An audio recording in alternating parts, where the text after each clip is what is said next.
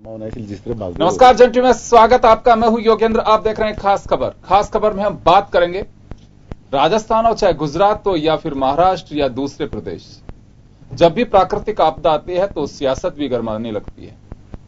आम जन को तकलीफ क्या है, ये तो निश्चित रूप से हमारे जनप्रतिनिधियों को पीड़ा होनी चाहिए, पीड़ा होती भी है।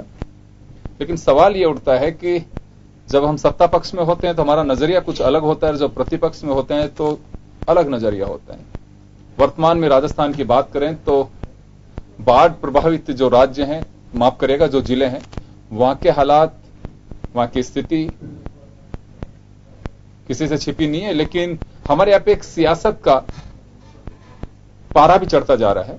सचिन पायलट हो चाहे दूसरे नेता हो, वो लगातार ये बात कर रहे हैं कि गुजरात में प्रधानमंत्री दौरे पे गए, वहां पे 2 जिलों की स्थिति खराब थी, लेकिन यहां कई जिलों के हालात खराब हैं। प्रधानमंत्री बिल्कुल नहीं गए, मुख्यमंत्री भी कई दिन बाद अब पहुंची हैं और ना किसी तरह का कोई राहत पैकेज का अनाउंसमेंट केंद्र ने किया है। तो ये दोहरा चरित्र नहीं होना चाहिए केंद्र का। उनके लिए जब प्रधानमंत्री बैठे हो तो गुजरात, राजस्थान हो चाहे झारखंड हो या फिर दूसरे प्रदेश हो, सब जगह एक जैसी स्थितियां होनी चाहिए और उसी तरह से सरकार को ट्रीट करना चाहिए। खैर चलिए, सियासत है और सियासत की बार नहीं है, लेकिन क्या वास्तव में कुछ ऐसी स्थितियां होनी चाहिए कि आम जन ये कह सके कि बिल्कुल कम से कम कुछ मुद्दे ऐसे हैं जिन पर राजनीति नहीं होती है। एक बार सुनिए राजस्थान की स्थिति और उसके बाद में हम लौटेंगे हमारे पैनल पे। हमारे साथ वरिष्ठ पत्रकार और समीक्षक ओम सैनी साहब हैं, कांग्रेस के वरिष्ठ नेता सुशील शर्मा साहब हैं, भाजपा नेता मनीष पारिक साहब हमारे साथ हैं। लेकिन एक बार जरा सुनिए राजस्थान में क्या कुछ चल रहा है राजनीति में बाढ़ को लेकर। चारों तरफ पानी से घिरे ये इलाके प्रदेश में बाढ़ के भयावह हालात को बयां कर रहे हैं। राजस्थान का दक्षिणी पश्चिम हिस्सा बाढ़ की चपेट में है। जालोर, सिरोही और पाली में हालात काफी खराब हैं, लेकिन सियासत भयावह स्थिति का आकलन कहां कर पाती है। बाढ़ को लेकर अब राजनीति का खेल शुरू हो चुका है। कांग्रेस केंद्र और प्रदेश की बीजेपी सरकार पर स्थिति को गंभीरता से नहीं लेने का आरोप लगा रही है। पीसीसी चीफ सचिन पायलट का कहना है कि केंद्र सरकार राजस्थान के साथ भेदभाव कर रही है। केंद्र को प्रदेश के लिए भी मुआवजे का ऐलान करना चाहिए। मुझे बड़ा दुख इस बात का है कि इतना जालोर जिले में अकेले में 11 मौतें रिपोर्टेड की गई हैं। सिरोही में, पाली के कुछ हिस्सों में इतना बाढ़ का पानी है, आर्मी डिप्लॉय की है, एनडीआरएफ के लोग वहां काम कर रहे हैं, लेकिन अभी तक जिस प्रकार का राहत केंद्र सरकार को देनी चाहिए थी वो नहीं दे पाए हैं। और प्रधानमंत्री जी गुजरात गए, वहां मुआयना कर आए हैं, हाथों हाथ वहां बहुत बड़ी राशि की घोषणा करी है, उसका मैं स्वागत करता हूं। गुजरात में बाढ़ आई है, लेकिन गुजरात से लगता हुआ जिला हमारा जालोर, सिरोही, पाली के हैं, वहां पर ना तो अभी तक कोई देखने उसको गया है, ना हमारा राहत पैकेज की घोषणा करी है। ये भेदभाव सिर्फ इसलिए क्योंकि चुनाव गुजरात में पहले है। पूरे प्रदेश के अंदर करीब 3-4 जिलों के अंदर बाढ़ के हालात बहुत ज्यादा खराब है। उसको देखते हुए सरकार जो उसमें एक शब्द नहीं बोलना, लोग जो है बुरे फंसे पड़े हैं, कई जाने चली गई, तो हमने मांग करी है केंद्र सरकार से कि राजस्थान को भी जो है 500 करोड़ का पैकेज दिया जाए। दूसरे स्टेटों के अंदर दे रहे हैं। मुख्यमंत्री वसुंधरा राजे भी इन दिनों लगातार बाढ़ प्रभावित इलाकों के दौरे पर है। राजे ने जालोर और सिरोही का दौरा किया और अधिकारियों को बचाव कार्यों में तेजी लाने के निर्देश भी दिए। वहीं कांग्रेस के आरोप में सरकार के चिकित्सा एवं स्वास्थ्य मंत्री का कहना है कि कांग्रेस का काम सिर्फ आरोप लगाना है, लेकिन सरकार अपना काम गंभीरता से कर रही है। कांग्रेस का काम है आरोप लगाना और हमारा काम है काम करना। उनको बेचारों को वो काम क्या है, यानी वो तो आरोप ही लगाएंगे, क्या करेंगे? उनके पास और कोई रास्ता नहीं है, क्योंकि करना धरना कुछ है नहीं, केवल जो भी काम होता है उसकी आलोचना करना। उनका काम है वो करे, लोकतंत्र में उनको अधिकार है। बाकी सरकार बड़ी मुस्तैदी के साथ काम कर रही है और युद्ध स्तर पे काम कर रही है। प्रदेश में बाढ़ के हालात पहली मर्तबा नहीं बने हैं और भविष्य में ऐसे मंजर दिखाई नहीं देंगे, इससे कोई इनकार नहीं कर सकता। आरोप लगाने वाले और आरोपों का जवाब देने वाले दोनों ने ही सत्ता का सुख चखा है, लेकिन जब हाथ में पावर होती है उस वक्त कमियां नहीं दिखाई देती। ऐसे हालातों में सत्ता पक्ष हो या विपक्ष, आरोपों की राजनीति करने की बजाय जनता की परेशानी को समझना ही असली सेवा है। ब्यूरो रिपोर्ट, जन टीवी।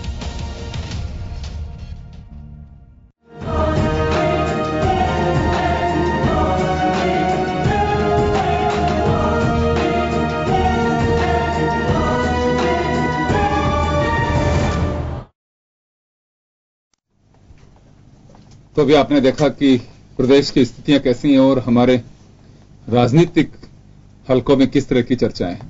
चलिए हम चर्चा शुरू करते हैं। ओम जी, क्या लगता है कि प्रदेश में बाढ़ के हालात हैं, इसमें कोई संदेह नहीं है, ये प्राकृतिक आपदा है और कभी अतिवृष्टि, कभी सूखा, कभी ओले, कभी पाला, बहुत सारी चीजें होती हैं जो गिरती रहती हैं, लेकिन जब भी ये होता है तो सियासत भी गर्माती है। देखिए, ये बड़ी अजीब बात है। राजस्थान का जो भूगोल है वो अपने आप में बड़ा अलग किस्म का है। रेगिस्तान में जब बाढ़ आती है तो बड़ी खतरनाक होती है। इस बात को सारे ज्योग्राफर्स ने, भूगोल वेताओं ने लिखा है, कहा है। राजस्थान में आज तो 38 यूनिवर्सिटी है, जब 5 यूनिवर्सिटी थी तब भी इन सब बातों को ज्योग्राफी में पढ़ाया, समझाया, लिखाया जाता था और तब की सरकारों के सामने भी ये सब सिलसिले थे। तो जो भी प्रबंधन आपको करने होते हैं उन इलाकों में, जैसे राजस्थान का ये जो इलाका है इसमें सूखड़ी, जोजड़ी, लौलड़ी, ये इस तरह की नदियां हैं, बांडी है, ये जो नदियां हैं ये बरसात में इस कदर उफनती हैं कि काटती चली जाती हैं और उनको ये जानते हैं कि बड़ी तबाही करती है। तो इन नदियों के बहाव से कैसे निपटा जाए, ये मेरा ख्याल है कि 70 साल में ये सब चीजें समझ लेनी चाहिए थी और उनके रास्ते निकलने चाहिए थे कि रेगिस्तान में हमें कैसे पुल बनाने हैं, कैसे सड़क बनानी है, जिस तरह की बाढ़ आती है, जिस तरह का तूफान आता है, आपदा जो आती है, उससे कैसे निपटा जाना चाहिए। मेरा ख्याल है कि सारी सरकारें जो भी रही, जो चाहे वर्तमान सरकार हो, चाहे पिछली वाली सरकार हो, उन्होंने उस तरीके से चीजों को देखा और आंका नहीं। हमारे शिक्षा मंत्री फरमा रहे थे कि ये तो प्रतिवर्ष के आलोचना करने का तो एक मतलब अधिकार है, वो करते रहें। ऐसा नहीं होता है। जो राजनेता होते हैं, जो सरकार चलाते हैं, गंभीरतापूर्वक जवाब देते हैं। उनको जवाब देना चाहिए कि हम लोगों ने इन चीजों को इस तरीके से समझा नहीं है। पिछली सरकार ने तो कतई नहीं समझा था, लेकिन हमने 3.5 साल में जो दावा किया था कि हम ये सब चीजें समझेंगे और सुधारेंगे, हम भी असफल रहे हैं। तो हमें इस बात का खेद है, ये कहा जाना चाहिए। ये जो बड़बोलेपन का जो सिलसिला है, ये नहीं। देखिए, जिस तरीके से प्रधानमंत्री गुजरात गए और गुजरात में जो लोग परेशान हो रहे थे उनको राहत का कुछ सिलसिला दिया, उसी तरीके से यहाँ के लोगों को भी, राजस्थान में जो लोग परेशान हो रहे हैं, मौतें हुई हैं, कांग्रेस भी बोल रही है, हमारी मुख्यमंत्री भी गई है, देर से गई है, पहले गई, इससे कोई फर्क नहीं पड़ता, अपनी मॉनिटरिंग कर रही थी, देख रही थी। हमारे राज्य को भी जो नुकसान हुआ है उसका एक लाभ मिलना चाहिए केंद्र सरकार के माध्यम से। तो ये तो एक स्वर जाना चाहिए। इसमें विपक्ष को बांटना मेरे को ठीक समझ में नहीं आता। विपक्ष को भी साथ में लेकर के उसको भी ये कहते हुए कि आप जो कह रहे हैं वो भी ठीक है और हमें केंद्र सरकार से इसके लिए राहत लेनी चाहिए, ये स्वर अपनाना चाहिए। लेकिन दुर्भाग्य ये है किस तरह का स्वर अपनाते नहीं है। बहरहाल राजस्थान के लोग इन सब चीजों के मुकाबला करने के आदी रहे हैं, चाहे सूखा हो, चाहे अकाल हो, चाहे बाढ़ हो, लेकिन आदमी तो आदमी है। परेशानी जब हो रही है और हम सब लोग जब देख रहे हैं तो जल्दी से जल्दी राहत पहुंचनी चाहिए। जी सुशील जी, जब आप सत्ता में होते हैं तो आज जो डिमांड आपकी है, बात केवल बाढ़ की नहीं है, जब भी कभी प्राकृतिक आपदा आती है तो उसी तरह की चीजें होती हैं। अब बाढ़ पे बात है कि केंद्र सरकार को पैकेज राजस्थान को भी देना चाहिए, जब गुजरात को 500 करोड़ का पैकेज दिया है। देखिए, निश्चित रूप से जिस तरह से देश के प्रधानमंत्री जी ने तुरंत गुजरात का दौरा किया, लगते जिले में भी बराबर बाढ़ चल रही है, पानी चल रहा है, लोग कट गए हैं, नालियां में बिजली के खंभे गिर गए हैं, गांव के गांव घिर गए हैं। तो अच्छा होता है, एक संदेश जाता है कि देश के प्रधानमंत्री जी जो बॉर्डर पे बिल्कुल लगते हुए जिले हैं उन जिलों का भी दौरा करते हैं। और साथ ही जो 500 करोड़ के लिए वहां घोषणा की है, राजस्थान में वहां 2 जिलों के लिए 500 करोड़ किया, तो यहाँ कम से कम 4 जिले 1000 करोड़ की घोषणा करते या कुछ भी करते, कम से कम एक संवेदना तो व्यक्त करते हुए आकर के दौरा करके जाते, जो भी होता करते, लेकिन ऐसा कुछ हुआ नहीं। और मुख्यमंत्री जी भी जब कांग्रेस ने दौरा बना लिया अपना, उसके बाद में त्वरित रूप से वहां पहुंची, लेकिन उससे कोई राहत जनता को मिली नहीं अभी तक। कुल मिला के जो राहत जनता तक पहुंचनी चाहिए, जो मदद जनता तक पहुंचनी चाहिए, वो मदद वहां पहुंची नहीं है। सरकार की जो है, इससे मंत्री जो है चाहे जैसे जवाब दे रहे हैं, उनको पूरी ताकत वहां के लोगों को राहत पहुंचाने में देनी चाहिए, जबकि विपक्ष का सुझाव को मानना चाहिए, रचनात्मक रूप से लेना चाहिए। आप सत्ता में बैठे हैं, आपको भारी बहुमत है, सब कुछ आपके हाथ में है, देश में आपकी सरकार है, राज्य में आपकी सरकार है, सब कुछ आपके हाथ में है। और फिर विपक्ष अपनी बात रखता है तो उसको वो नेगेटिव रूप में लेते हैं, उसको रचनात्मक रूप से एक सुझाव के रूप में लेना चाहिए। और जो सुझाव दे रहे हैं, जो कमियां हैं, उनको दुरुस्त करें। सारा प्रशासन आपके हाथ में, फैसले लेने की क्षमता आपके में अंदर है, तो क्यों नहीं आप जो है जनता को राहत पहुंचाते। सबसे बड़ी बात यह है कि आपको ये लगता है कि नरेंद्र मोदी साहब गुजरात जाकर के आए, हालात यहाँ पे भी विकट थे, यहाँ भी आने चाहिए थे। वो देश के प्रधानमंत्री हैं, गुजरात के प्रधानमंत्री नहीं है। उनको गुजरात में बोर्ड नजर आता है, राजस्थान में बोर्ड नजर नहीं आ रहा है, राजस्थान के मुख्यमंत्री से भी इनका तालमेल नजर नहीं आ रहा है। तालमेल तो बेहतर ही करके नहीं, कुछ नहीं है, धंधा भी जाते जाते हो तो वो तो जो कह के गए हैं वो सब सारी जनता समझ रही है, उनके बीजेपी कार्यकर्ता भी समझ रहे हैं। जिस तरह 3 दिन तक यहाँ बैठना पड़ा, जिस तरह क्लास ली उन्होंने, उससे कितना भय व्याप्त है कांग्रेस के कार्यक्रमों से, गतिविधियों से बीजेपी में, कि राष्ट्रीय अध्यक्ष को 3 तक बैठना पड़ा। और क्या क्या नहीं किया। बाढ़ पे बात करते हैं, नहीं तो फिर पैनल ऊपर से बाढ़ हो गई, आप लोग भी गंभीर नहीं है, ऊपर से इन पे बाढ़ हो गई। चलिए, उसका मैनेजमेंट में भी ये फेल है। मनीष जी, कांग्रेस का ऑब्जेक्शन ये है, एक राजनीतिक बयान की दृष्टि से देखा जाना चाहिए कि जब प्रधानमंत्री पाटन और उसके आसपास के एरिया में आकर के गए थे तो लगती सीमा से ही है, जालोर का एरिया ज्यादा दूर नहीं है, तो इनका कहना है कि हालात जब वहां पे भी ऐसे ही थे तो प्रधानमंत्री पूरे मुल्क के हैं, एक राज्य के नहीं है, तो उनको दौरा करना चाहिए था वहां पे। अब इसमें तो योगेंद्र जी ये तो वही बता सकते हैं कि जो गंभीरतम हालात गुजरात के हैं उसको देखते उन्होंने दौरा बनाया है। लेकिन ये भी देखा है, राजस्थान के बारे में सारी जानकारी ली है, सारे सांसदों को अपने क्षेत्रों में तुरंत भेजा बैठक के बाद, सब एमएलएस को, वहां प्रभारी मंत्री वहां पे हैं, माननीय मुख्यमंत्री जी दौरे पे हैं। तो मुझे लगता है कि जो सीरियस एफर्ट्स होने चाहिए वो तो बहुत सीरियस राजस्थान में हुए हैं। जहां तक पैकेज की बात है, जो मुआवजे देने हैं वो भी हो ही जाएगा, उसमें कोई बात नहीं है। लेकिन धन की कमी कहीं आड़े आ रही है इन राहत कार्यों में, ये नहीं बताया माननीय सचिन पायलट जी ने कि इसके कारण पैसे नहीं है तो ये दिक्कत हो रही है, ये नहीं है। इसलिए माननीय कालीचरण जी ने कहा कि केवल एलिगेशन के लिए एलिगेशन कर रहे हैं। अगर आप ये बात कहते हैं कि भाई देखो आपके अगर पैसे होते तो हम इतनी भैंसें बचा सकते थे, इतनी गायें नहीं बहती, ये नहीं होता। अब ये तो सरकार का काम है, सरकार पैसे का काम, बजट का काम तो सरकार का काम देखना है, बचा है या नहीं है, कम है, केंद्र सरकार से मदद लेनी है। आरोप लगाए ये सब्जेक्ट सरकार से संबंधित है, सचिन पायलट से संबंधित नहीं है। चलिए आपको जवाब कांग्रेस पार्टी की बात हो रही है। ये सब ये प्रश्न खड़ा करना आसान होता है, लेकिन उसकी तह में नहीं गए। एक बात, दूसरी बात, जो 10,000 लोगों को कुल मिला के शिफ्ट किया था, 1,000 लोगों को तो पानी में से ही उठाया है, और कितने हेलीकॉप्टर्स काम कर रहे हैं, कितनी नावें काम कर रही है। जो हमारे तैराक कलकत्ता में ट्रेनिंग लेके आए थे 200 लोग, वो लोग यहाँ पे बाढ़ राहत के कार्यों में जुटे हुए हैं। जो आगे दरार कोई उसमें आ रही थी और उसको रोका गया है, उसकी मरम्मत की गई है। ऐसे करके 7 पॉइंट बड़े ऐसे हैं जो बहुत मैग्निफिशेंट मैनेजमेंट के जरिए ठीक किए गए हैं। अभी गुड़ामलानी में भी 29 लोगों को बचाया गया है, उनको बहने नहीं दिया। तो जब से सरकार इफेक्ट में आई है उसके बाद कोई नहीं बहा है। एक दूसरी बात, जो पानी है, जैसा अभी अपने ओम जी सैनी बता रहे थे, तो वो जो मैनेजमेंट है, वाटर मैनेजमेंट पहले होना चाहिए था, वो नहीं हुआ। इसलिए अभी जो तत्काल कोई राहत कार्य बचा है वो सेफ्टी सिक्योरिटी बच गई है, वो अदरवाइज उसका मैनेजमेंट नहीं हो सकता। अब उसमें मैंने साफ आपको पहले भी कहा था कि जो 4 साल पहले सरकार में बात हुई थी, हमारे माननीय अटल जी की सरकार में नदियों को जोड़ने की बात की गई थी, प्लान किया गया था। माननीय मनमोहन जी की सरकार में उसको ठंडे बस्ते में डाल दिया।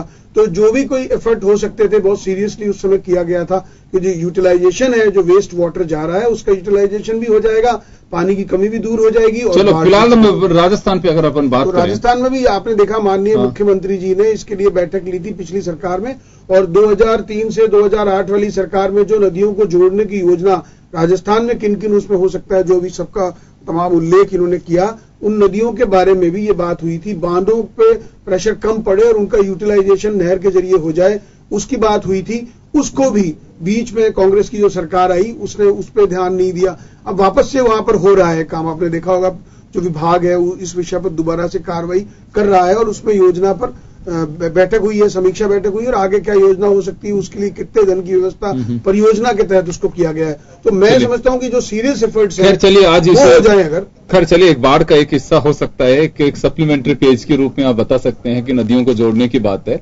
बट मेजर जो बात है अपन बाढ़ पे कर रहे हैं, क्योंकि अगर आप नदियों से ऑपरेशन बच गए, खाली आप अगर आप मैनेजमेंट तो कर ही नहीं सकते। बाढ़ तो आई गई ना, बाढ़ तो टूट ही गया, पानी तो बह ही गया, आप क्या करोगे? आप तो बचाओगे ही लोगों को। मैं ये कह रहा हूँ उससे वो राहत नहीं पहुंच पा रही है, लोगों को मदद नहीं मिल पा रही है, हम यही कह रहे हैं। पानी का इनका ये कहना है। मनीष जी चलिए, आप तो बता रहे हैं। जी मैं एक निवेदन करना चाहता हूँ कि जो राजस्थान की इस थार के इलाके की जो नदियां हैं ये परमानेंट नहीं है। मैं तीन नदियों के नाम लिए मैंने, लोरड़ी, सूकड़ी और जोजड़ी।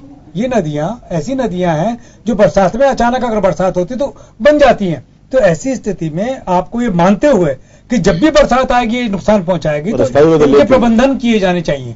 इनके प्रबंधन के बगैर इनको नियंत्रित नहीं किया जा सकता। बड़ा जालोर सिरोही की जो हालत हुई है वो होती रहेगी। बिल्कुल। एक आपने बड़ी अच्छी रोचक जानकारी दी है कि 3 से 8 का कार्यकाल मुख्यमंत्री साहिबा का था, उसके अंदर पूरी एक्सरसाइज कर ली गई थी, फिर बाद में अशोक गहलोत वापस मुख्यमंत्री बन गए, वो कुछ कर नहीं पाए। अब मुझे लग रहा है नवंबर में कंप्लीट 4 साल होंगे। नहीं, मैंने आपको कहा इस बारे में काम नहीं चल रहा है। वो तो फाइल पहले से रेडी होनी चाहिए, इसमें तो काम आधे से ज्यादा हो जाना चाहिए था। बरसाती नदियों के लिए नहर नहीं बन सकती है, उसके पानी के डाइवर्जन की बात होती है, उसके लिए कुछ छोटे एनीकेट और बांध होते हैं, हाँ। उनको बनाने की बात होती है, उसके विषय पे काम चालू हुआ था। लेकिन वो माननीय मुख्यमंत्री जी वसुंधरा जी की सरकार जाने के बाद कोई ध्यान नहीं दिया।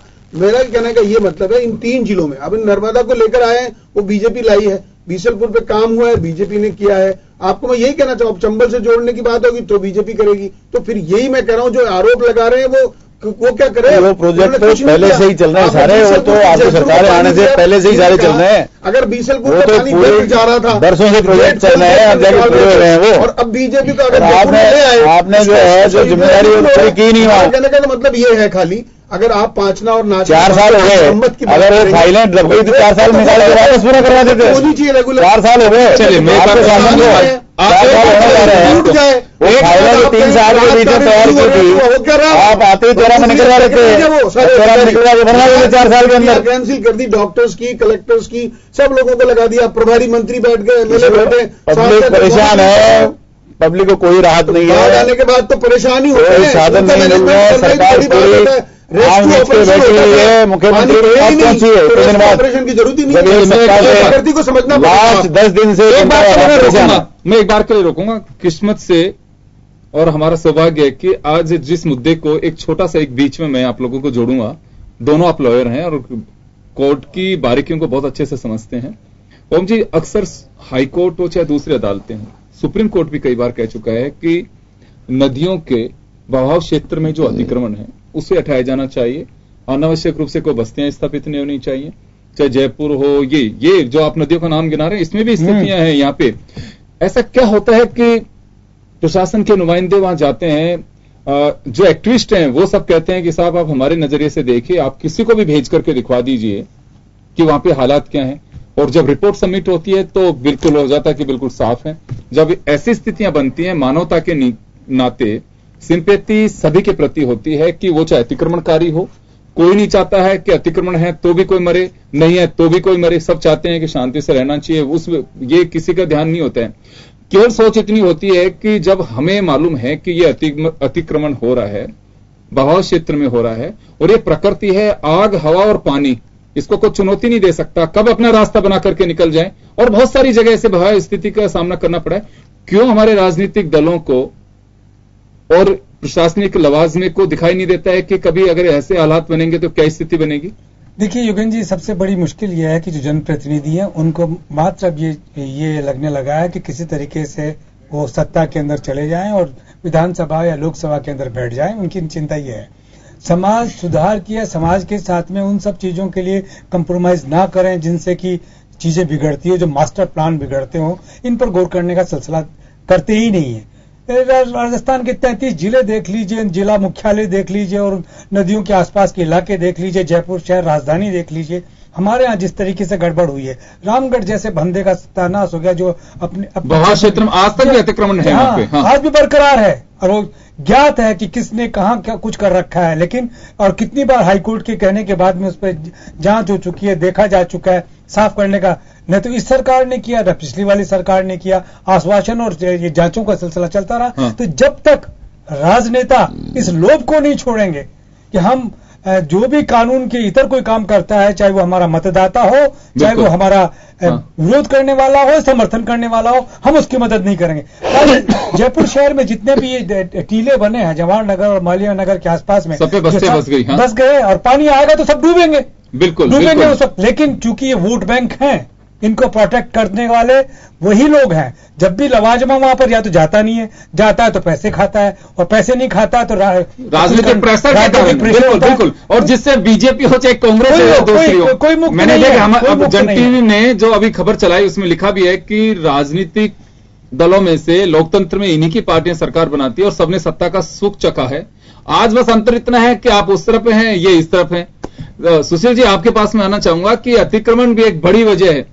कहीं पे भी आज जो नदियों के बहाव क्षेत्र है वहां पे, और मैं तो कहूंगा कि पानी आज से ज्यादा गिरता था पहले, ऐसा क्या हो गया कि अभी नदियां उफान पे आ रही हैं, बस्तियों में जलमग्न हो रही हैं?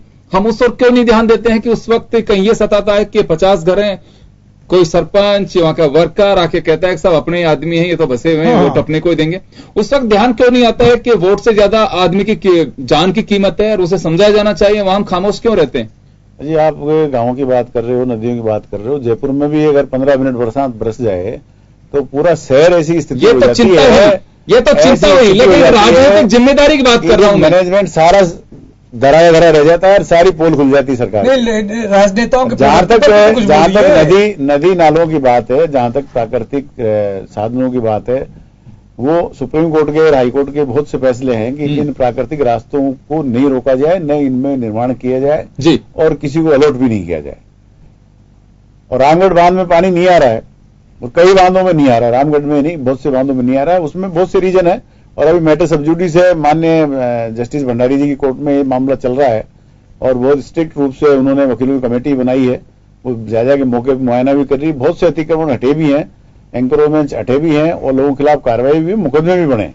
हालांकि जो भी हो सकता है सरकारें कर रही हैं, लेकिन राजनीतिक जो भी बात आती है, वोटों की बात आती है, राजनीतिक दबाव की बात आती है, उसके चलते प्रशासन पंगु हो जाता है। निश्चित रूप से आपकी बात से मैं सहमत हूं कि ये बात आपने ठीक कही, सहमत हो, ये नहीं होना चाहिए। और लोगों को भी जो है अपने इस प्राकृतिक संसाधनों को इस तरह से रोका नहीं जाना चाहिए। अब सरकारें भी रास्ता निकाल लेती हैं कि ये रास्ता रोक दिया तो एक दूसरी जगह पे वन लगा देंगे, ये कर देंगे, वो कर देंगे। इस तरह से भी भारी नुकसान हो रहा है। अभी जयपुर में निम्स का जो हॉस्पिटल बना हुआ है, वो बाड़ी नदी के उस पे स्टार्टिंग जहां से जो बाणगंगा आती है, आपके जो रामगढ़ डैम में आती है, शुरुआत जहां पर है वहीं पे वो हॉस्पिटल बना है, और उन्होंने पूरा रास्ता उसका रोक दिया है। कोर्ट भी बार बार उसका आदेश कर चुकी है, लेकिन वहां कुछ नहीं हुआ अभी तक। ऐसे बहुत से अतिक्रमण हैं, और निश्चित रूप से इसमें प्रशासन को बड़ी कार्रवाई करनी चाहिए, कड़ी कार्रवाई करनी चाहिए, और कोर्ट भी बार बार दिशा निर्देश कांग्रेस का रुझान क्या, ये भी बता दीजिए ना। हम तो न्याय के साथ हैं, और जो हाईकोर्ट सुप्रीम कोर्ट के फैसले हैं उनकी पालना होनी चाहिए। प्राकृतिक संसाधनों का जो दोहन जिस तरह से किया गया है और जो छेड़छाड़ की गई है, निश्चित रूप से वो आने वाले समय में भारी नुकसान कर सकती है। चलिए, हर कोई अपनी किस्मत पे प्राकृतिक डैम जो है वो रो रहे हैं। रामगढ़ का बांध इस नाते देखता है कि चारों तरफ बरसात गिर रही है, लेकिन मेरा पेट खाली है। और कहीं पे जब ज्यादा बरसात गिर रही है तो उनकी आंखों से आंसू छलक रहे हैं, इस नाते कि हमारे ऊपर से पानी जा रहा है। स्थितियां बड़ी विकट है। कहीं पे बिल्कुल पानी का इंतजार है, कहीं इतना पानी है कि वो निकल करके जा रहा है। रामगढ़ भी इसी तरह से छलक सकता है, लेकिन छलक में झलक भी चाहिए, और झलक चाहिए प्रशासनिक दृष्टि से। मनीष जी, आपके पास में आऊंगा। सुशील जी ने इस बात को तो स्वीकार किया कि बिल्कुल ये बात सही है कि कुछ प्रेशर और इन सब की वजह से उन रास्तों के अंदर जो अतिक्रमण है उसको हटाने में कहीं लापरवाही तो है, इसी वजह से वहां से अतिक्रमण नहीं हट पाते हैं। और जो हम बात कर रहे हैं, बहुत सारी बस्तियां ऐसी हैं जो आज भी बसी हुई हैं, वहां पे जो बराव क्षेत्र है या जो जहां से पानी निकलता है उस निकासी क्षेत्र में आज भी कॉलोनियां बन गई। कितनी साल से जमाई बांध में पानी नहीं आया, सूख गया, अब क्या आएगा पानी। और जब पानी आ गया तो लोग कह रहे हैं कि वहां सब बस्तियां जलमग्न हो गई, फलानी बस्ती जलमग्न हो गई, वहां पे हो गई। तो पहले से ध्यान क्यों नहीं दिया जाता? वही, ये कांग्रेस पार्टी पूरी अमानी शाह के नाले को कब्जा कराने की दोषी है। इनकी सरकार रही, इन्होंने बस्तियां बसा दी वहां। आप देखो, यहां से लेके वहां स्वेज फार्म तक ऊपर से, लेकिन बीजेपी की सरकार आई है तो इन्होंने द्रव्यवती बनाया, उसको वापस से कब्जे हटे हैं और सब वापस से द्रव्यवती नदी बहेगी वहां, और बोटिंग होगी वहां पे, जल का बोटिंग और बोटिंग दोनों होंगे। मैं कह रहा हूँ, नहीं, बात तो सही है। इसीलिए चूंकि ये कब्जे इन्होंने कराए थे वहां, अब ये भट्टे बस्ती से लेके और पूरे अमानी शाह की दरगाह तक का जितना इलाका है, उधर स्वेज फार्म के इलाके, और जिसने वो वहां पे उन कॉलेजों को अनुमतियां दी है और जिन जिन की जमीनें वहां हैं सब जानते हैं। हाईकोर्ट तक ने उसका उल्लेख कर दिया है कि they are fully responsible for that, और गवर्नमेंट उनकी थी 10-15 साल में सारा उन्होंने उसको कब्जा करा दिया। तो पहले तो उसके पाप धोए ही है। बीजेपी ने उस विषय पर आप देखिए कितना महत्वाकांक्षी प्रोजेक्ट लेकर आए हैं, और द्रव्यवती को वापस से पानीदार बनाएंगे और उसके कब्जे हटा देंगे। तो मैं ये कहना चाहता हूं, अगर इस तरह की मुहिम पहले चालू हो जाती तो ये स्थिति नहीं आती। तो जयपुर में तो मूल समस्या अमानी शाह के नाले की है और इसके लिए कांग्रेस दोषी है। जयपुर में तो अमानी शाह की नाले की तो नापचूक हो चुकी बात है। आपने जो पूरा कब्जा करा दिया वोटों के लिए, वहां से कब्जा करा दिया आपने, एक भी कब्जा नहीं, पूरा कब्जा पूरी बस्ती नदी के ऊपर बहुत जालाना एरिया में जो बस्तियां बताई आपने, आपके मंत्री जो है, आपके पार्टी के अध्यक्ष हैं, आज तक वहां परेशान लोग ब्रेक के लिए रुकते हैं, ब्रेक के बाद सारे जयपुर में कच्ची बस्तियां बसाई बीजेपी ने, सारी सारी बस्तियां बीजेपी के लोगों के लिए बसाई है सारी की सारी। हम दिल्ली बाईपास बसाएंगे, दिल्ली बाईपास बसा दिया।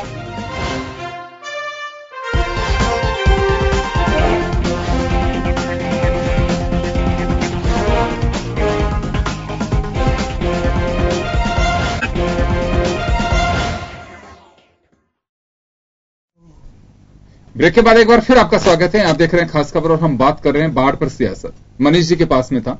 मनीष जी, मैं आपसे मुखातिब हूं और मैं जानना चाहूंगा कि देखिए, सुशील जी ने एक बात तो स्वीकार की कि बिल्कुल ये बात सही है कि जो बहाव क्षेत्र है नदियों का, उससे दो नुकसान हो रहे हैं, जन और धन दोनों हानि होती है, प्लस आपका जो पानी जाता है जिस भी बांध तक पहुंचता है उसमें रुकावट होती है।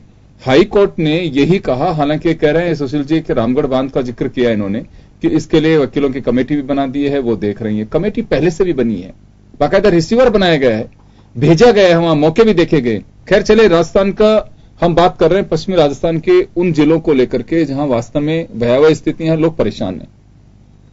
उस क्षेत्र में बहुत सारे ऐसे भी क्षेत्र हैं जहां पे नदियों का पानी जहां से निकलता है वहां बस्तियां बस गई। ध्यान क्यों नहीं जाता समय पर?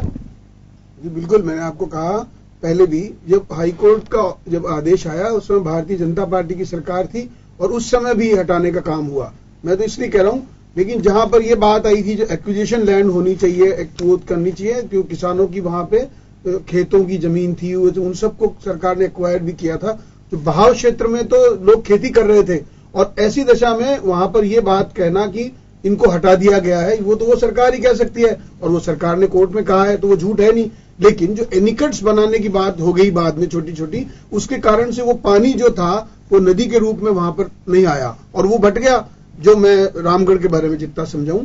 और वो सब एनिकट्स जो थे वो जगह जगह बनाए गए और अब बाद में ये माना गया कि जब वहां पर बहाव क्षेत्र के बीच में बस्तियां बसी हुई है, उनको हटाया जाना संभव नहीं है, तो इसका दूसरा उपयोग कर लिया जाए। इस बात को हाईकोर्ट में भी कहा गया है, ऐसा नहीं है।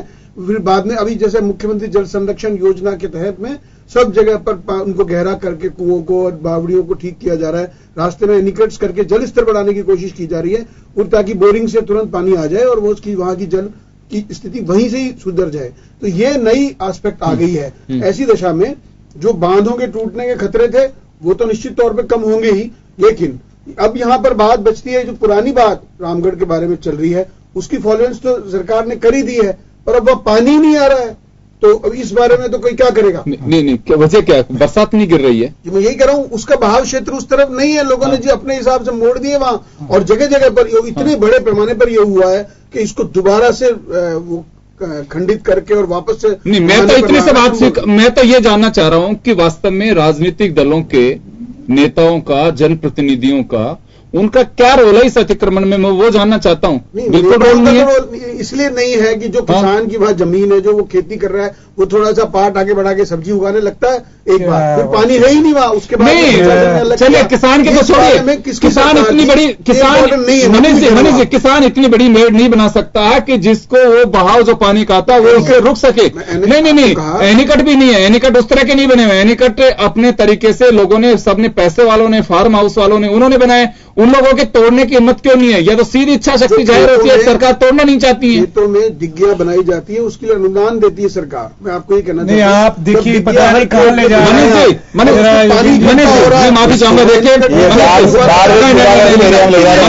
मनीष जी कहीं भी उस मेड़बंदी के लिए पैसे नहीं दिए जाते जो इलाके में ले जा रहे हैं। मैं आपको क्या कह रहा हूं, उसके पार्ट को थोड़ा थोड़ा बढ़ा के जो अतिक्रमण लोगों ने करा उसको ही तो हटाया अधिकारियों ने। अगर अतिक्रमण होता ही नहीं तो हटाते क्या वो? अरे सर मतलब हटाया गया, लेकिन अब आप मैं जरा एक बात निवेदन करना चाहता हूं योगेन जी, आप दोनों राजनेताओं के बीच में मैं पेश करूं कि साहब, हमारे यहाँ हर सिटी के अंदर टाउन प्लानर हैं। टाउन प्लानर्स का काम होता है कि वो देखें कि साहब जहां बस्तियां विकसित हो रही हैं वो ऐसी जगह नहीं हो जहां पर पानी की या नदियों का आना जाने का सिलसिला हो, इन सब में रुकावट ना बने। टाउन प्लानर सारे के सारे बिल्कुल भांग खा के बैठ गए। आप लोगों ने इस पे कभी निगाह नहीं डाली। नंबर 2, आप ये कहते हैं कि साहब किसानों ने इस तरीके से उन क्षेत्रों में कर लिया। बनास नदी के अंदर की लोग जाते हैं और जब पानी बरसात का पानी खत्म हो जाता है उसके बाद में वहां पर अपनी खेती करते हैं, लेकिन बसते नहीं है वहां पर। उन नदियों का इस्तेमाल करते हैं, बसते नहीं है। उन्हें मालूम है कि उसके बाद में जब बरसात आएगी तो किस तरीके से वो सब चीजें नष्ट होंगी। लेकिन आपने और प्रशासन ने इन बातों पे ध्यान ही नहीं दिया कि जो लोग बसने की चेष्टा कर रहे हैं उनको रोका जाए। चूंकि जनसंख्या बढ़ रही है, लोग इस तरीके से काबिज होना चाहते हैं, तो ऐसे में ही प्रशासन का और राजनेताओं का काम होता है कि वो नियंत्रित करें उन सब चीजों को। तो पिछले 70 साल में मैं कह रहा हूं जो भी पॉलिटिकल पार्टी शासन कर रही हैं उनमें ये प्रवृत्ति रही कि वो संतुष्ट करते रहे लोगों को और अपनी जिम्मेवारियों से निगाह बचाते रहे। ऐसी स्थिति का नतीजा है कि जालोर और सिरोही जिस चीज को भुगत रहे हैं, पाली और ऐसा आबू रोड जो भुगत रहा है या माउंट आबू जो भुगत रहा है, उसका कारण यह है। तो आप ये लोग मानते क्यों नहीं हो कि हमारी गलतियां बहुत रही है? बीजेपी और कांग्रेस क्या कर लेगी?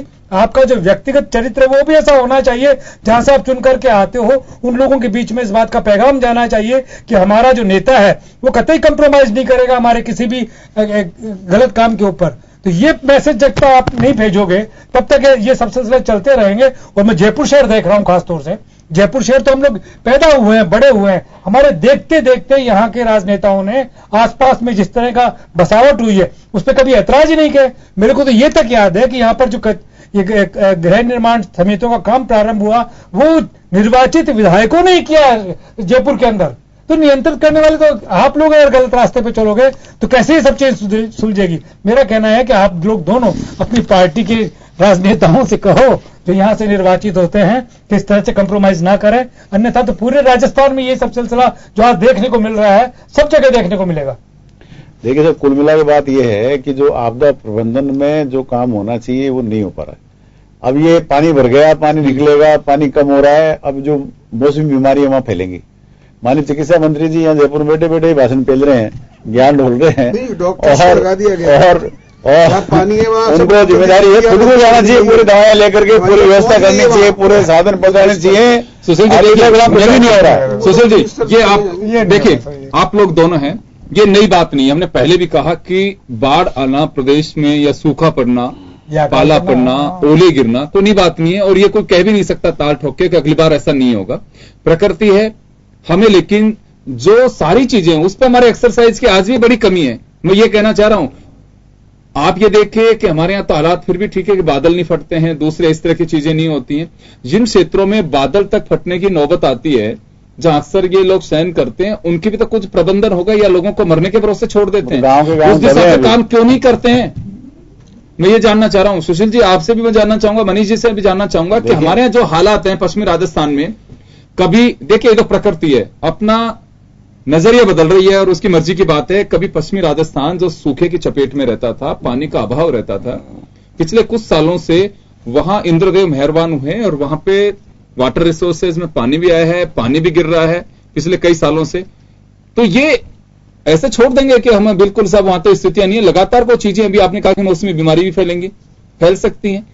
नहीं होता ही है वो तो, स्टेप से उसके स्टेप बाय स्टेप सारी चीजें चलती हैं जी।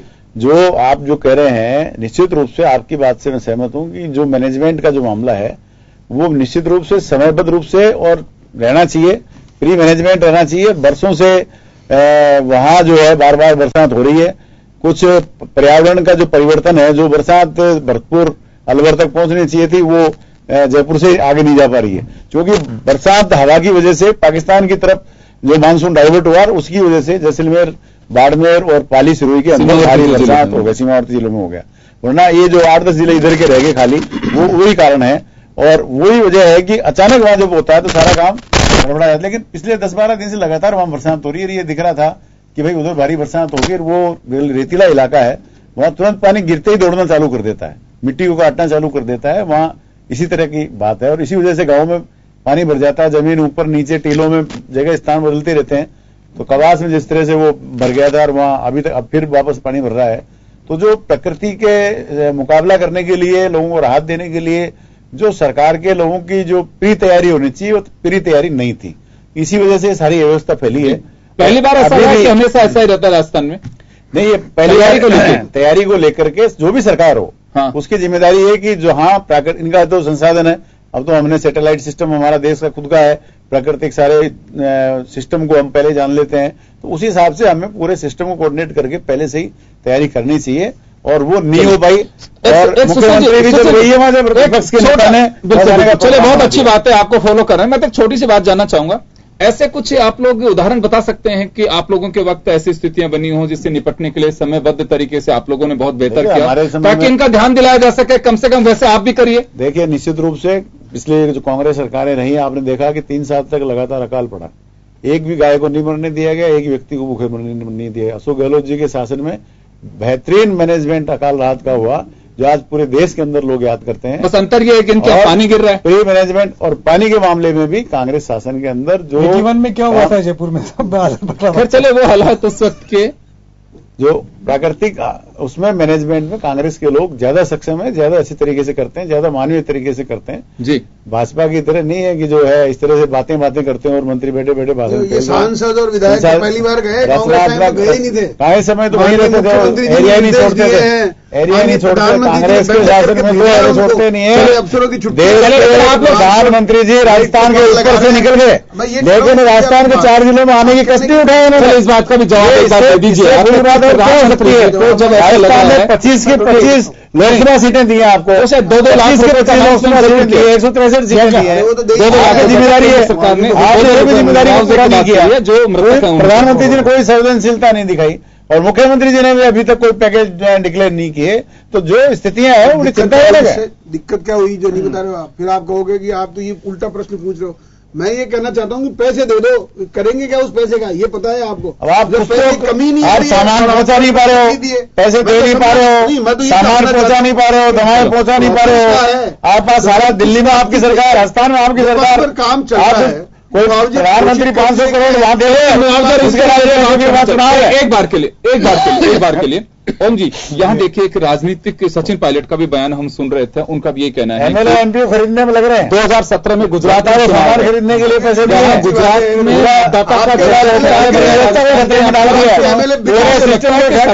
नजरिया इस तरह से भी जो नहीं टूटे उसके सीबीआई का सरकार के लिए, जो नहीं टूटे उसके सीबीआई का मजाक बना के रख दिया आपने। मलाई को अरे जो एमएलए बन गया मलाई को तक खाता ही है, कोई खास बात नहीं उसके लिए। क्यों रहे वो, इनसे पूछो ना। चलो ये तो खैर आप जानो, ये जाने हमें उससे। मेरा जो छोटा सा सवाल, मेरा जो छोटा सा सुशील जी, मैं आ रहा हूँ, मेरा छोटा सा सवाल, सचिन पायलट का आरोप को 2017 इसको ध्यान में रखते हुए नरेंद्र मोदी ने पहले गुजरात का ख्याल किया, 2018 में राजस्थान है, उसकी ओर ध्यान नहीं दिया है। यह सीधा आरोप है कांग्रेस का। जी ओम जी, मैं आपसे जानना चाहता हूं कि क्या वास्तव में राहत पैकेज में कहीं राजनीतिक इच्छा शक्ति झलकती है? ये कुल मिलाकर के ये बड़ी अजीब बात है वैसे ना, क्योंकि हमारे प्रधानमंत्री को पूरे देश की चिंता होनी चाहिए। गुजरात उनके लिए, चूंकि वहां के हैं तो एक अलग से उनका एक लगाव रहे, इसमें कोई शक नहीं, लेकिन जिस तरीके से वो गुजरात पे गए और राजस्थान पे नहीं आए, इससे तो इस तरह का भान तो होता ही है कि प्रधानमंत्री अपने प्रदेश की चिंता करते हैं, बाकी प्रदेशों के बारे में प्रधानमंत्री जी गुजरात के प्रधानमंत्री, लेकिन पूरे मुल्क के प्रधानमंत्री, लेकिन व्यवहार तो उन्होंने ऐसा लेकिन ये तय है कि अगर हमारे यहाँ के राजनेता जो अभी जो शासन में है, ये प्रयास करेंगे तो प्रधानमंत्री से वो कुछ हासिल कर सकेंगे जो उन्होंने गुजरात को दिया है।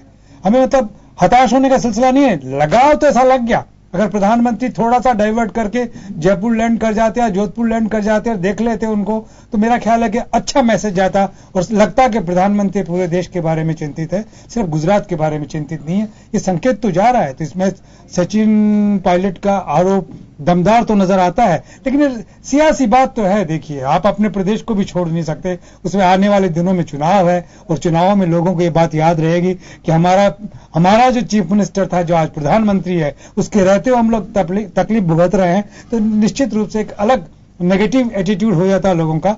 उससे मुक्ति के लिए मेरा ख्याल है कि प्रधानमंत्री ने पहले गुजरात पे निगाह डाली और उसके बाद में पूरे देश के बारे में सोचने वाली बात कही।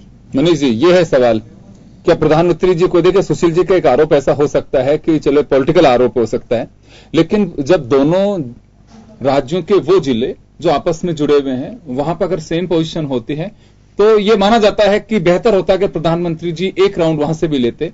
होता कुछ नहीं है, लेकिन जहां से प्रधानमंत्री गुजरता है, प्रधानमंत्री का अपना नजरिया होते हैं, चीजें जब खुद देखते हैं तो मुझे लगता है कि बहुत सारे लोगों का भला भी हो जाता है उसी से, कि बिल्कुल यहां पे हालात विकट हैं और हमें ये सुविधाएं मुहैया कराई जानी चाहिए। क्योंकि आज भी देखिए, हमारी एक अपनी प्राकृतिक आपदाओं के वक्त जो रिलीफ देने की है वो एक लिमिटेशंस है। सीआरएफ के नॉर्म्स को हमें फॉलो करना पड़ता है। आपको एक फंड मिलता है, उस फंड पे पूरी तरह से हमें डिपेंड होना पड़ता है केंद्र सरकार पे, वो पैसा वहीं से आता है। तो कम से कम उन चीजों में इजाफा हो सकता है कि ये चीजें ऐसे कर सकते हैं, आपको ये एक्स्ट्रा एडिशनल फंड हम रिलीज कर रहे हैं। तो मुझे लगता है कि अगर प्रधानमंत्री जी देख के जाते तो शायद हो सकता है गुजरात में 500 करोड़ रुपए दिए तो यहां पे भी कुछ दे सकते थे। ये एक चर्चा का विषय है ये, मनीष जी। मैं ये कह रहा हूं कि मुझे जहां तक ध्यान है, गुजरात में बाढ़ पहले आई 3 दिन, स्थिति गंभीर पहले हुई, तो वहां की योजना पहले बनी, वो पहले दौरा कर गए। राजस्थान की स्थिति उसके बाद में देखिए, प्रधानमंत्री जी जब आए, देखिए मनीष जी इस बात को स्वीकार करना चाहिए, प्रधानमंत्री जी जब आए, जब जालोर बता रहे हो हालात स्वीकार भी करना चाहिए। नहीं, जालोर के हालात तो ये आपको मुझे लगता है कि ख्याल नहीं है मनीष जी, आपको इस बात का ख्याल नहीं है कि आप जो बात कर रहे हैं, नहीं बिल्कुल नहीं है कि गुजरात में 3 दिन पहले कार्यालय की तरफ थोड़ी बोलूंगा। नहीं, आप बिल्कुल नहीं बोल सकते। क्या बताऊं, आप एक इंसानियत के नाते तो बोल सकते हैं। आप मेरा सवाल तो सुन लीजिए, आप मेरा सवाल सुन लीजिए पहले, आप मेरा सवाल सुन लीजिए पहले। आपने एक बात कही, आपने एक बात कही, सुशील जी प्लीज एक बार सवाल सुन लीजिए। पहलों की बात, गुजरात में 3 दिन पहले बरसात चालू हो गई है। सर मैं जो कह रहा हूं, मेरा सवाल नहीं सुन रहे आप। मैं कह रहा हूं, आपने जब प्रधानमंत्री दौरे पे आए तब तक बाढ़ हमारे यहाँ पे सिरोही और जालोर को चपेट में ले चुकी थी। ये सवाल नहीं है, ये तो सवाल नहीं, ये सवाल है, तो बाद में इंप्रूवमेंट। चलिए इसको ले लीजिए, चलिए आप लीजिए। तो बाढ़ के हालात तो यहाँ भी बन गए थे, तो इस वजह से समीक्षकों का कहना है कि उनको आना चाहिए था एक बार। जिस दिन दौरा किया था उस दिन तक बाढ़ आ चुकी थी। प्रधानमंत्री कार्यालय ने जो कार्यक्रम माननीय प्रधानमंत्री जी का बनाया है, उस समय की स्थिति और अभी की स्थिति में फर्क है। यानी कि आप दूसरी बात, मैं ये कैसे बता सकता हूं, और दूसरी बात, ये प्रश्न ही ऐसा है कि उन्होंने क्यों नहीं किया, तो मैं क्या बताऊं इसमें। नहीं तो आप प्रवक्ता हैं भारतीय जनता पार्टी के, तो मैंने राष्ट्रीय नेतृत्व तो आपका अगर कमजोर कर रहा हो तो बोलिए। 3 दिन आपका राष्ट्रीय नेतृत्व आप यकीन नहीं कर रहे, विश्वास नहीं कर रहे। आपकी बात हम सुन रहे, लेकिन आप जो बात कर रहे हैं वो गलत कह रहे हैं। 3 दिन पहले बरसात, प्रधानमंत्री जी आया हूँ यहाँ, नहीं, गलत कहने के लिए नहीं, इंप्रूवमेंट कर रहे हो, इंप्रूवमेंट नहीं है, नहीं, ये बात बयान दिला देखो फिर पर इस बात का प्रश्न का उत्तर मैं कैसे दे सकता हूँ। अरे आप जो बात कर रहे हैं हमें उसमें ऑब्जेक्शन, आप कह रहे हो 3 दिन पहले गुजरात में बरसात आ गई थी, इसलिए प्रोग्राम बन गया था। लेकिन जिस दिन प्रधानमंत्री जी ने दौरा किया, आप गेट उठा करके देख लीजिए, तब जालोर में हालात जवाई बांध के तब गेट खोले गए थे। जालोर के अंदर बाढ़ की स्थिति थी, सिरोही में बाढ़ की स्थिति थी। आप कह रहे हो कि पहले बरसात आ चुकी थी। गुजरात में तो पहले ही थी, तो गुजरात में 3 दिन पहले बारिश आई। अरे सर, हमारे सिस्टम इतना बड़ा डेवलप नहीं है कि सीमावर्ती जिले में अगर किसी प्रदेश में बाढ़ के हालात हो रहे हैं। ये जो नाचना का बांध टूट गया उसके बाद हुआ ना राजस्थान में, तो वहां तो पहले ही हो चुका था, इसलिए वहां जल प्लावन पहले हो गया था। गुजरात में वहां नीचा इलाका है, आप ये बात तो कहोगे माउंट आबू की ऊंचाई, वहां की ऊंचाई, बांध जो टूटा वो तो छोटा सा बांध था, जालोर से 2-4 गांवों में बना गया है पानी। ये जो नदियां चल रही हैं, जो गेट खोले गए हैं, उसकी वजह से हुआ सारा कारण हुआ। कई लोग रास्ते से ज्यादा लोग पुलिया पे गाड़ी लेके चले गए, वो डूबे। तो मैं तो ये कह रहा हूँ ना, पर मैं आपको ये बताना चाहता हूँ, देखो आप जिम्मेदार पार्टी के नेता हैं, जिम्मेदारी से कह रहा हूँ, बोल रहे हैं, आपको जो भी है बात उसी हिसाब से रखनी चाहिए। आपने एक बात बड़ी रोचक बताई कि पहले स्थिति बन गई थी, प्रधानमंत्री वहां चले गए, प्रधानमंत्री कार्यालय ने कार्यक्रम बनाया होगा। आपकी दिल्ली में सरकार है, यहाँ सरकार है, आपकी पार्टी बड़ी अजीब स्थिति है। आपने जो बात कही है तो कि हमारे यहाँ पे आज भी अगर ये सिस्टम डेवलप नहीं है कि एक जिले के अंदर उससे लगता हुआ दूसरे राज्य का दूसरा जिला है, वहां पे भी अगर सेम पोजीशन है तो उस और गौर फरमाया जाना चाहिए। ये आपने बड़ी रोचक बात कही। चलिए ओम जी, मैं तो एक बात और जानना चाहूंगा। मानवीय पहलू है, सीआरएफ के योगेंद्र जी मैं कह रहा हूँ, ये मानवीय पहलू है। कई बार इस तरह के अनाउंसमेंट पैकेज भी दिए जाते हैं, राहत पैकेज भी दिए जाते हैं। क्या माना जाए कि ये एक बस किसी तरह का सियासी बवाल नहीं मचे, शांति से वापस लोग बैठ जाएं, फिर अपने हालात पे चल पड़े? क्या इसका कुछ इम्पैक्ट इस तरह का आता है कि मैं बहुत सारे लोगों को ये सुनते हुए देखता हूं, कहते हुए देखता हूं कि जो ये बात बताते रहते हैं कि साहब अनाउंसमेंट तो हमें पैसा ही नहीं मिल पा रहा है। नहीं, देखिए ये बड़ा ये प्रशासनिक जो सिलसिले होते हैं और जिसमें प्रशासनिक दृष्टि से देखा जाता है, लेकिन मानवीय संवेदनाओं के साथ में और संजीदगी के साथ में जब राजनेता सोचेंगे तो बात बहुत अलग किस्म की होगी। पैसा वैसा कुछ नहीं, योजना के साथ में चीजें मिलें और साथ साथ में काम हो। मेरा ख्याल है कि अभी जो वर्तमान शासन राजस्थान में है वो इसलिए ही है कि साहब गवर्नेंस के पास में साहब हमारी गवर्नेंस बहुत बेहतर है, लेकिन यहां मुझे लगता है कि गवर्नेंस कमजोर पड़ रही है। और जब तक मुख्यमंत्री, देखिए प्रवक्ताओं से काम नहीं चलेगा और मंत्रियों से काम नहीं चलेगा, सिर्फ ये जो लिपापोती का सिलसिला है बंद होना चाहिए और मुख्यमंत्री को स्वयं इन सारी चीजों को देखना चाहिए और प्रधानमंत्री से डिमांड करनी चाहिए ऐसे वक्त में ना।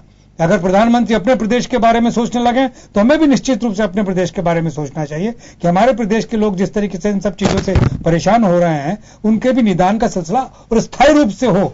ये बात अब देख लें, अभी कौन से दिन बदल गए हैं, आने वाले सालों में भी कभी भी कुछ हो सकता है। ऐसी स्थिति में इन इलाकों में कोई मजबूत काम होना चाहिए, स्थायी काम होना चाहिए और वो काम वसुंधरा जी के नाम लिखा जाए। इसलिए जरूरी है कि इसी वक्त को वो कुछ करके बताएं कि लोगों को राहत कैसे पहुंचेगी और आगे कैसे बेहतर किया जा सकता है। जी सुशील जी, मुख्यमंत्री ने अवकाश के दिन भी अधिकारियों को बुला करके बैठक ली, अगले दिन दौरे पे गई। एक दिन पहले जब दौरे पे गई तो मौसम खराब होने के कारण वापस लौट के आ गई। ये देखिए स्थितियां ऐसे, उसमें कोई कुछ नहीं कर सकता। क्या जा सकता है, मैं वो जानना चाहता हूं। आप लोग भी सत्ता में रहेंगे। आपदा प्रबंधन का काम जो है वो पूरा सिस्टम काम करता है, उसमें पूरी व्यवस्थाएं काम करती है, पूरी सरकारी मशीनरी काम करती है और सब तरीके से आज इतने संसाधन सरकार के पास हैं। लोग भूखों मर रहे हैं, लोगों के पास लाइट की व्यवस्था नहीं है, लोगों के पास दूसरे जो दवाइयों की व्यवस्था नहीं है, बच्चों के लिए दूध की व्यवस्था नहीं है। जो समस्याएं हैं उसमें प्रशासन, मुख्यमंत्री का काम है कि पूरा मैनेजमेंट बैठ के वो देखें कि सारी चीजें पहुंच रही कि नहीं पहुंच रही। ये भी जब जारी गई है इतने दिनों बाद में, जब सारा विपक्ष के नेताओं ने प्रोग्राम बना लिया कि हम जो जाके बाढ़ पीड़ितों से मिलेंगे, तब अचानक मुख्यमंत्री जी गई और सारा फिर बीच में आ गई, मौसम गड़बड़ हो गया। कुल मिला के लोगों तक राहत पहुंच रही कि नहीं पहुंच रही, ये बड़ी बात है। और इतना बड़ा सिस्टम काम कर रहा है, इतनी बड़ी, अब वो पहले वाली पुरानी बातें हैं नहीं। अब तो सरकारों के पास हर तरीके के साधन है, जहाज, हेलीकॉप्टर, पता नहीं क्या क्या है, सारे सामान प्राइवेट संस्था भी तो पहुंचा रही है। सरकार का जो मैनेजमेंट है कुल मिला के उसको और दुरुस्त करना पड़ेगा और सक्षम बनाना पड़ेगा कि आपदा प्रबंधन ऐसी स्थितियों के अंदर हम आम आदमी को मानवीय आवश्यकताएं उस तक पहुंचा सकें, उस तक राहत पहुंचा सकें। उस मामले में गुड गवर्नेंस का जो नारा इनका वो फेल हो गया।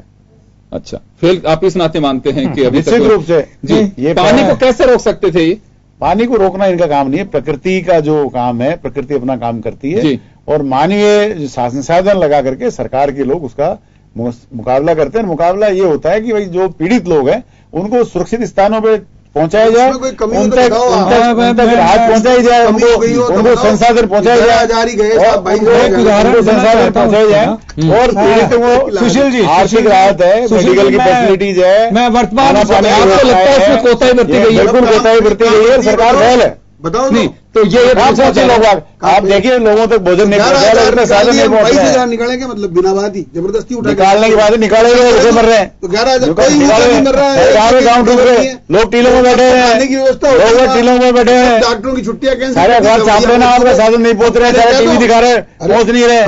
कहना करे क्या करो ना, हवाई जहाज लगाओ, हेलीकॉप्टर लगाओ, लगे हुए हैं, आपके पास साधन है सारे, रोड लगाओ, बैटरी लगी हुई, आप लोगों की भाषा से, आप लोगों की भाषा से वो जो बाढ़ पीड़ित हैं वो लोग आहत हो रहे होंगे। करें क्या तो करें क्या, सरकार करे क्या? ये सरकार की फेल्योरशिप है। अगर करें क्या, सरकार क्या करेगी बताना पड़ेगा। आपका ये होना चाहिए। ऐसे महंगे अपने ऐसे नहीं लोग 3 लाख रुपए के कर्मचारी अधिकारी हैं, क्योंकि मुझे याद है, एक उदाहरण ले लीजिए, 3 लाख रुपए के महंगे अधिकारी रखे हुए हैं। मुख्यमंत्री पाली में, सुनिए, मुख्यमंत्री पाली के पास में लोग फंसे हुए थे, जो प्रतिनिधि और प्रशासन वहां पर खड़ा रहा और जब विधानसभा में सवाल किया, वसुंधरा जी थी, तो वसुंधरा जी कहना था क्या कोई खुद चला जाता डूबने के लिए? उस वक्त ऐसी थू हुई थी विधानसभा में, मंत्री ऐसी थू हुई थी जिसपे इनको बाद में अपनी उस पर खेत का प्रकट करना पड़ा था। तो ये आप जो भाषा बोल रहे हैं, आप सरकार की ओर से जो भाषा बोल रहे हैं, कोई भाषा लगातार करो, और क्या करें तो ये क्या भाषा है? मनीष जी का गैर जिम्मेदाराना बयान है, गैर जिम्मेदाराना जवाब है। मेरा तो पूरे काम नहीं हुआ वहाँ के लोग परेशान है, आप दवाएं मिल नहीं रही है, मिल नहीं रहा है। आपको समाचार चैनलों के माध्यम से मिल रही है, समाचार चैनलों के माध्यम से हमारे कार्यकर्ताओं के माध्यम से पता चल रहा है, सरकार फैल है, इस काबिल नहीं हो, सरकार को फैल है, एक बार के लिए